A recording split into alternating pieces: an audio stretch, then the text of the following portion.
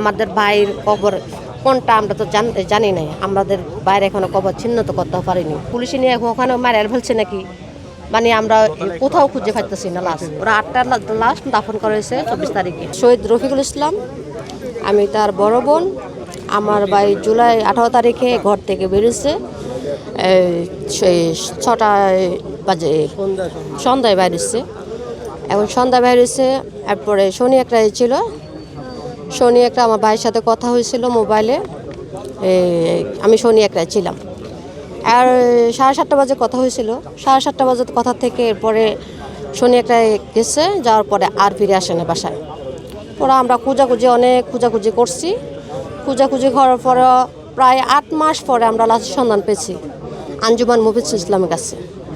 লাশের সন্ধান আমরা ওখান থেকে ছবি শনাক্ত করছি।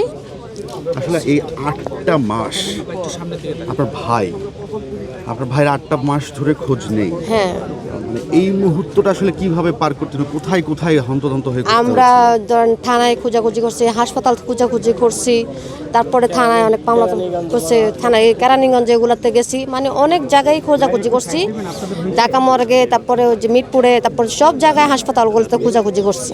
কোথাও আমার বাইকে পাওয়া যাচ্ছে না। এরপরে আমরা তারপরেও খোঁজাখুঁজি শেষ নাই। এরপর আঞ্জুমানের মফিজুল ইসলামের কাছে আমরা 3-4 বারও গেছি, পাওয়া যায় না। লাস্ট এবার ওখানে ওই ছবি শনাক্তক ছিল, তো যে ছবির থেকে আমরা শনাক্ত করছি যে এটা আমার ভাই। ওইখান থেকে আমরা শনাক্ত করছি। ওরা আঞ্জুমানে মফিজুল ইসলাম বলছে যে বুদ্ধিজীবী কবরস্থানে ওরা দাফন করা হয়েছে 24 তারিখে। ওরা 8টা লাশ দাফন করা হয়েছে 24 তারিখে। তো এখন আমরা এখানে আসি।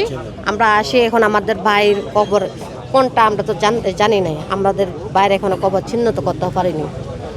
তো এখানে আসি, ভাইয়ের দেখা যায়। হ্যাঁ, আমার ভাইয়ের কয়েকজন বাসার থেকে বাইরে হচ্ছে সন্ধ্যায়। এখন হ্যাঁ, জুলাই 18 তারিখে ছিল, 18 তারিখে ছিল সন্ধ্যায়। তো বের হয়েছে শনি একটার দিকে গেছে, ওই আন্দোলন দিকে চলে গেছে। আন্দোলন হচ্ছে, ওইখানে আন্দোলনে চলে গেছে। পরে আন্দোলনে গেছে, এখান থেকে আর ফিরে আসেনি। অনেক খোঁজাখুঁজি করছি, মানে ওদিন থেকেই খোঁজাখুঁজি করতেছি, রাতের থেকে। মোবাইল নাম্বার বন্ধ, ওর মোবাইলে ফোন দিতেছি, মোবাইল বন্ধ কারণে আর মানে যোগাযোগ নাই, খোঁজাখুঁজিও পাইতেছি না। অনেক হাসপাতাল যা আছে, আমি ঢাকা মেডিকেল সব জায়গায় খোঁজাখুঁজি করছি। এমনকি কেরানীগঞ্জ পর্যন্ত করছি, কোনো পুলিশে ধরে নিয়ে গেছে নি, আন্দোলনে একজন গেছে, পুলিশে ধরে নিয়ে গেছে নি, ওখানেও কেরানীগঞ্জ 5-6 বার গেছি। এরপরে কি ওইখানেও শুনছি হাসিনা যেদিন পতন হয়েছে, তখন আপনার ওখানে গোলাগুলি হয়েছে কেরানীগঞ্জে, অনেক মানুষ বলে ওখানে মারা গেছে। তখন বলতেছে আমার ভাইও মনে ওখানে কি নিয়ে পুলিশে নিয়ে ওখানে মারার ফেলছে নাকি, মানে আমরা কোথাও খুঁজে পাইতেছি না লাশ। ওরা আমরা 8 মাস পরে আঞ্জুমান থেকে পাইছি, লাশের সন্ধান পাইছি। পরে আঞ্জুমান থেকে এটা ঢাকা মেডিকেলের ছিল, ঢাকা মেডিকেল থেকে আপনার শাহবাগ থানায় মামলা হয়েছিল।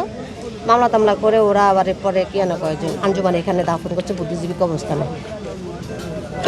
আপনার ভাইয়ের সাথে সর্বশেষ আপনার কি যোগাযোগ হয়েছিল, মানে লাস্ট যোগাযোগটা? আমার ভাইয়ের সাথে ওই যে আমার বড় ভাই ফোন দিয়েছিল যে টাকা চাওয়ার জন্য। পরে ভাইয়ের দেশে ছিল, আমার ভাই ঢাকা ছিল, যেটা শহীদ হয়েছে, ওর কাছে টাকা চাইছিল। ওই বলতেছে ভাই আমি তো শনি একটা ছিলাম, শনি একটা আছি, এখানে আন্দোলন হইতেছে, তো এখন দোকানপাট সব বন্ধ, এখন আমি বাসায় যেয়ে টাকা পাঠাবো, এইটুকু হ্যার সাথে কথা হয়েছে, আর কথা হয়নি।